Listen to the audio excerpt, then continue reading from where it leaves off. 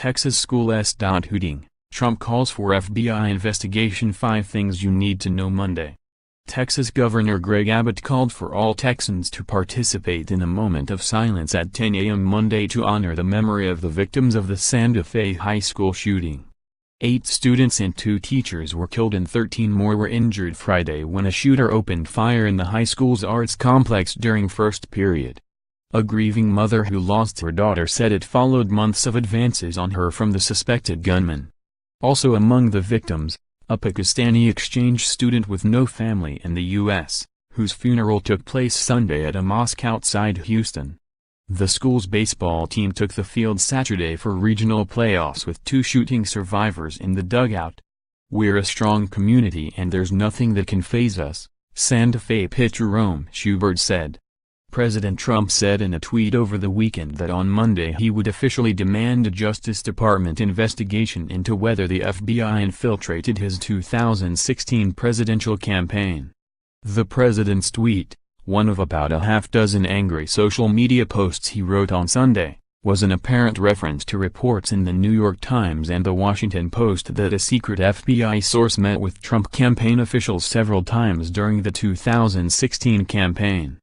The informant was reportedly working for the FBI as part of its investigation into Russian interference with the American election. The Poor People's Campaign, a national call for moral revival, on Monday begins a 40-day operation of civil disobedience, including protests and teach-ins, to refocus the nation's moral agenda and elevate the fight against poverty.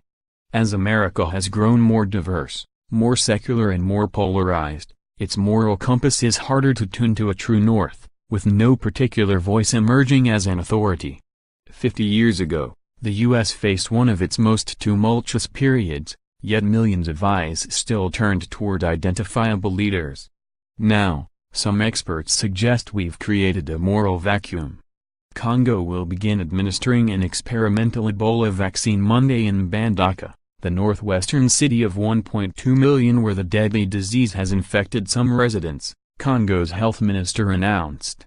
The death toll of the current Ebola outbreak has risen to 26. Initially, the campaign will target 600 people, mainly medical staff, contacts of suspected cases, and those who have been in contact with the contacts, said Ilinga. Final figures are expected Monday after Deadpool 2 brought in $125 million in its opening weekend and ended the 3-week reign of Marvel's Avengers: Infinity War at the top of the North American box office, according to studio estimates. Yet Deadpool 2, which stars Ryan Reynolds as the foul-mouthed title character, fell short of the $132.4 million its predecessor earned 2 years ago. The film was a hit with critics, who gave it 83% positive reviews at aggregate site Rotten Tomatoes, and audiences, who assigned it an A-grade at CinemaScore. Women from all 50 states and the District of Columbia will compete Monday in the 2018 Miss USA competition.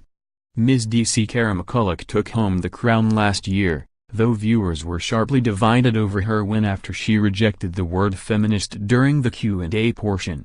You can watch this year's competition, hosted by Nick and Vanessa Lachey, at 8 p.m. ET on Fox. Contributing, Associated Press.